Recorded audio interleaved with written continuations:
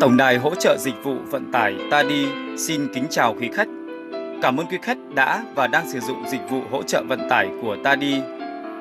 Tổng đài 1900 989917 nhịp cầu kết nối các dịch vụ vận tải đến khách hàng, đáp ứng nhu cầu tiện lợi, nhanh chóng, chất lượng với các dịch vụ đại lý vé máy bay, xe hợp đồng, xe taxi tất cả các huyện, thành phố trong tỉnh Gia Lai.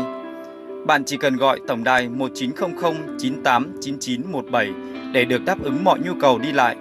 Chúng tôi cam kết giới thiệu với quý khách những lái xe kinh nghiệm, nhiệt tình, chu đáo, cùng xe chất lượng cao, sang trọng, đại lý vé máy bay uy tín. Tổng đài 1900 989917, người bạn đồng hành đáng tin cậy.